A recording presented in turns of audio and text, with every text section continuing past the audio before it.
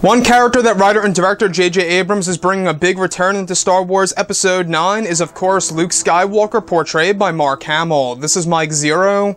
If you guys are new to the channel, do make sure to subscribe to see future Star Wars content. Now, one thing that a lot of people are very much invested in is, of course, the appearance of Luke Skywalker in this film and exactly what he will be doing with both Daisy Ridley's Rey and Adam Driver's Kylo Ren. Now, these past couple of weeks or so, we've been learning a whole lot more about this film when it comes to some of the set leaks, the set designs, the concept art and storyboard descriptions, etc. One of which has all to do with Luke Skywalker and Rey and Luke's Sith connection in Star Wars Episode 9. Specifically, a description of Luke Skywalker lecturing Rey while she sits on a meditation rock. It is described as one of Rey's training scenes in the film, where Luke offers some guidance. Luke appears to be like Yoda in The Last Jedi, more solid with a slight blue hue. However, it's described Luke is holding a Sith Holocron in front of Rey with it levitating over his hand, as well as a red Kyber crystal necklace that is floating around Rey, eventually going around her neck. Luke's original green lightsaber can also be seen on his belt. The next goes over Luke now looking at Rey with both of them looking at the holocron and crystal. It's described that Luke is teaching her about both sides of the Force, light and dark. So I really want to go over a couple of parts about this that are really raising my interest when it comes to all of the different pieces of Jedi and Sith lore that J.J. Abrams and Chris Terrio will be implementing in this movie. Now, I don't know if you guys knew this, but there's a lot going on for this film when it comes to the Jedi and Sith lore. This is something that J.J. Abrams will be exploring deeply in this movie in order to really expand things for the current Disney canon of the Star Wars universe. Now, the first thing that I do want to go over that I find very intriguing for sure has all to do with Luke's appearance. It's described that he's very much like Yoda, more solid with a slight blue hue. Now, this tells us that he's not the traditional Force ghost like how we saw in Return of the Jedi or The Empire Strikes Back. This is a type of Force ghost that has evolved, and pretty much what Rian Johnson introduced in Star Wars Episode 8. Now, the next thing that I do want to go over is how he has this Sith Holocron that he is showing to Rey as a way of telling her and teaching her about both sides of the Force, both dark and light. Now, what I'm more interested in about the Sith Holocron, other than Luke Skywalker actually owning this thing, has all to do with exactly whose holocron is this? You know, who did it once belong to? You know, which Sith Lord, you know, actually owned this holocron at one point in time in the past? You know, it is described to be an ancient Sith holocron, so that's one thing to put out there.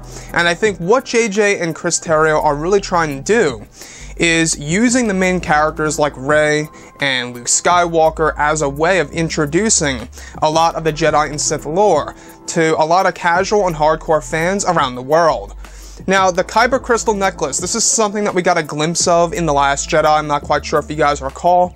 It's right before Chewbacca busts through the door in Luke's hut. You do get a close-up view of this red Kyber crystal fragment, which, by the way, if you guys read the visual dictionary of Episode 8, you will learn that it once belonged to a Jedi Crusader. And the Jedi Crusaders, by the way, in Legends, were a part of the Old Republic. Again, big hint that that Old Republic era will be made canon very soon. So, looking past all of this, the big thing that I do want to actually dive into here is how Luke is actually looking at Rey with both of the holocron and crystal, and they're actually examining it. Now, this is very similar to what we saw in Star Wars Rebels between both Ezra Bridger and Darth Maul and the whole entire holocron situation. It seems as though that JJ and Chris are taking notes from Star Wars Rebels and kind of inserting that into Star Wars Episode 9, which honestly I think is a great thing. You know, a lot of people want to see more of this lore being inserted into an actual movie. And if you look at the history of the Disney Star Wars films, you can see that they are slowly doing this, especially with Jedi lore, right? We've seen the Jedi texts. We've seen the use of Kyber crystals in these movies. You know, they keep showing them more and more. Jyn Erso has a Kyber crystal necklace. Luke Skywalker, Kyber crystal necklace. The broken lightsaber that once belonged to Anakin and Luke. We actually get to see the Kyber crystal for the very first time in there. So you can see the lore that they are slowly inserting into this film. But when episode 9 actually comes around, they're really going to take it to the next level where we are actually going to see a lot of this stuff in action and exactly what it could actually do for our characters and how it could advance them into a different level of being, you know, very much knowledgeable in the Force or the ways of the Jedi and the ways of the Sith, etc.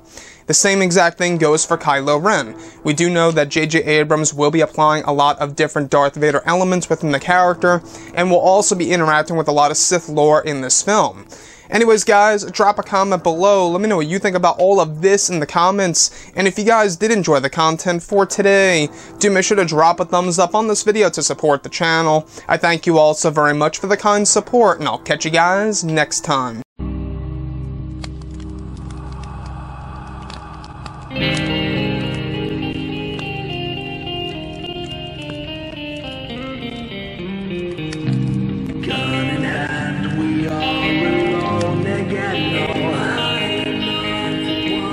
From night to moon, we hear them moans again.